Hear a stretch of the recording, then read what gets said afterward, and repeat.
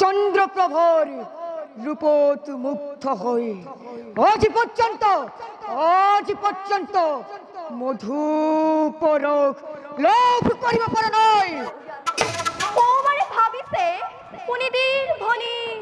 চন্দ্ৰপ্ৰভা চন্দ্ৰপ্ৰভাক লাভ কৰিম বুলি, কিন্তু সময়ত দেখিব তপন চন্দ্ৰপ্ৰভা কাৰ হয়। তাকেই কৰিম বুলি ভাবিছো দেৱৰ্ষি, আশীৰ্বাদ কৰিব, মোৰ উদ্দেশ্য যাতে সফল হয়। কৃষ্ণ হৰি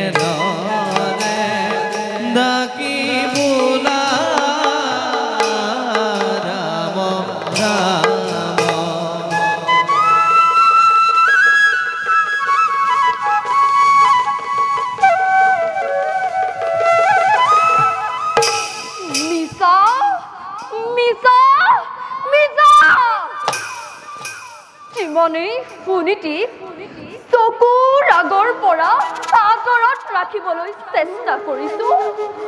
সকলো চেষ্টা বিফল হৈ গৈছে। আজি পৰ্যন্ত মহাৰাজে সুনীতি ৰাজন্তিপুৰৰ পৰা বাহিৰ কৰি নিদিলে। আজি দেখিম বাৰু ৰজাই সুনীতিক ৰাজ্যৰ বাহিৰত স্থান দিয়ে নে নিদিয়ে।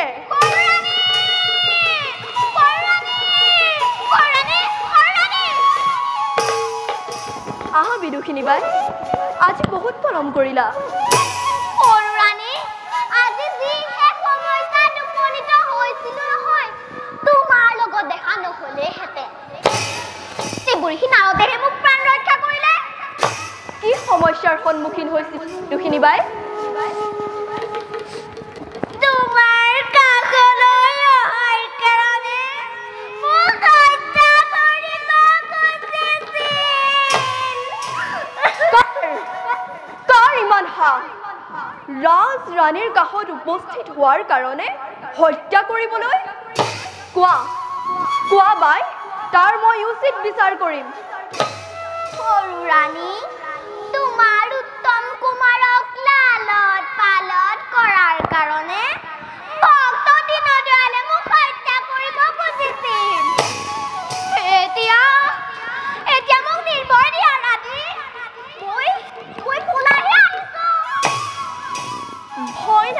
চিনিবাই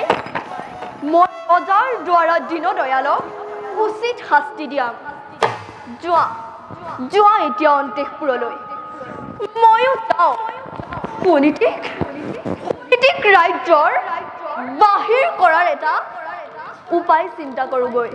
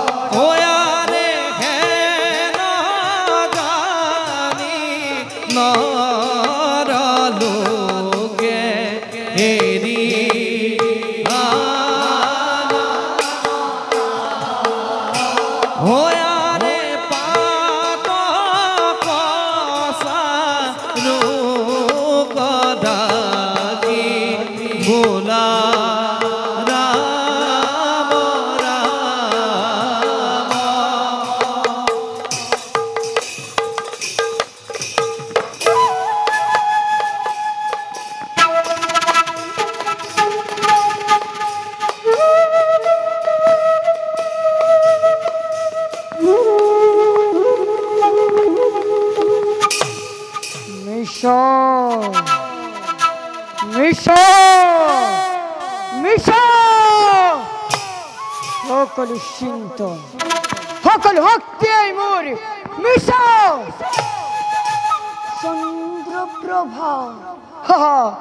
চন্দ্ৰপ্ৰভাৰ ৰূপত মুগ্ধ হই আজ পৰ্যন্ত মধুপৰক লোভ কৰিব পাৰা নাই মাৰ হিংগ এই সকলোৰে কাৰণ একমাত্ৰ তুমি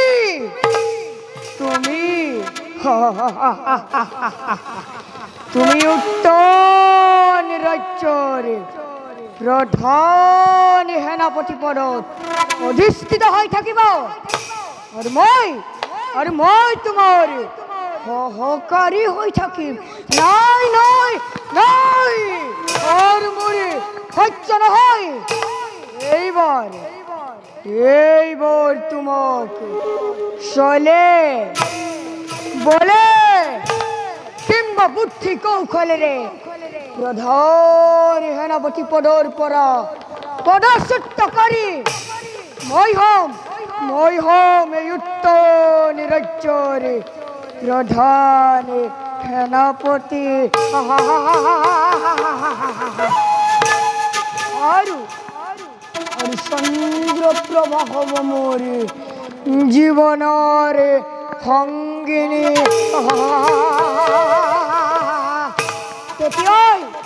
তেতিয়াই হ'ব এই তপৰ সিংহৰ জীবনৰ সংকল্প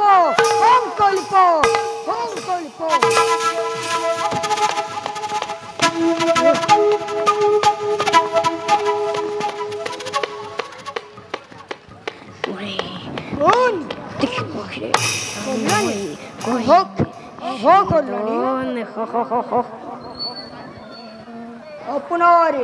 আগমনৰ কথাকে ভাবি আছিলো নখৰ ৰাণী বৰাণীক আপুনি হিংসা কৰে কাৰণে সেনাপতি হুমাৰ সিংহই আপোনাক ঘৃণা চকুৰে চাই হুমাৰ বুজিছো তপন এই বিষয়ে মোৰ ভয় নালাগে এক হুমাৰহে হত হত সৌমাৰকো মই তৃণহেন জ্ঞান কৰোঁ সৌমাৰে ভাবিছে পুনিদিৰ ভনী চন্দ্ৰপ্ৰভা চন্দ্ৰপ্ৰভাক লাভ কৰিম বুলি কিন্তু সময়ত দেখিব তপন চন্দ্ৰপ্ৰভা কাৰ হয় ৰানী তুমি যদি মোৰ দৰে প্ৰবল অগ্নিত জাপ দিবলৈ ভয় নকৰা তেন্তে চন্দ্ৰপ্ৰভা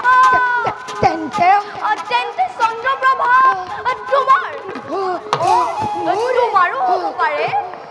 চন্দ্ৰপ্ৰভা মোৰ তোমাৰ চন্দ্ৰপ্ৰভা মোৰ কেতিয়াও ভয় নকৰো ৰাণী তেন্তে মোৰ ইচ্ছামতে সকলো কাম কৰি যাব পাৰিবা পাৰিম মোৰ ৰাণী তেন্তে শুনা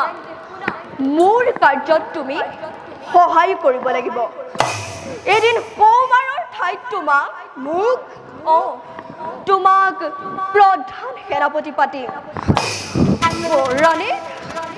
বৰৰাণীক অন্তেশপুৰৰ বাহিৰত স্থান দিম শুনা তপন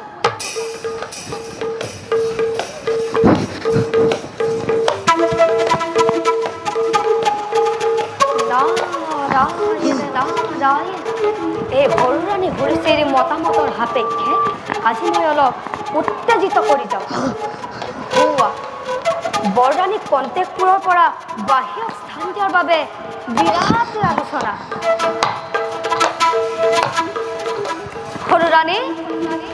সৰুৰাণী দেৱৰ্ষি গোপনে গোপনে কি আলোচনাত মগ্ন আমি জানো তাৰ কিবা সংবাদ পাম দেৱৰ্ষি ৰাজ্যৰ সকলোৱে মোক ঘৃণাৰ চকুৰে চাই এতিয়া মই কি কৰিলেনো সকলোৰে প্ৰিয় পাত্ৰী হ'ব পাৰিম তাৰেই আলোচনা কৰিছো দেৱৰ্ষি নাৰায়ণ কিয় তুমিয়েতো ৰজাৰ একমাত্ৰ প্ৰিয় পাত্ৰী ৰজাক কৈ পিনি অন্তেশপুৰৰ পৰা বাহিৰ কৰি নিদিয়া কিয় তাকেই কৰিম বুলি ভাবিছো দেৱৰ্ষি আশীৰ্বাদ কৰিব মোৰ উদ্দেশ্য যাতে সফল হয়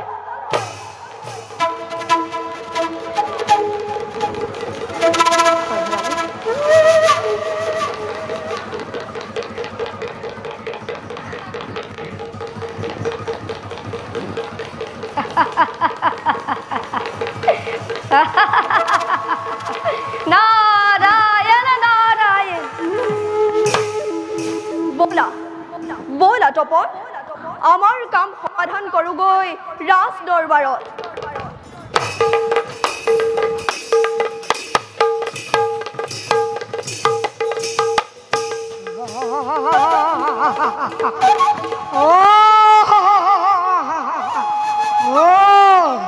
সেনাপতি হুমাৰ সিংহ এইবাৰ তুমি সাৱধান খত্তৰি হি কৰি পিন্ধি বহুদিন কৰিলো সহ্য আৰু কিন্তু নহ'ব নাই এইবাৰ খত্তৰি হি কৰি ছিঙি নিতৃত সিংহ গৰজি উঠিছে মোৰ বিৰুদ্ধে এই তপনী সিংহই এক ভিখনি ষড়যন্ত্ৰৰ কৰিছো ৰচনা এক ভিখনি ষড়যন্ত্ৰৰ কৰিছো ৰচনা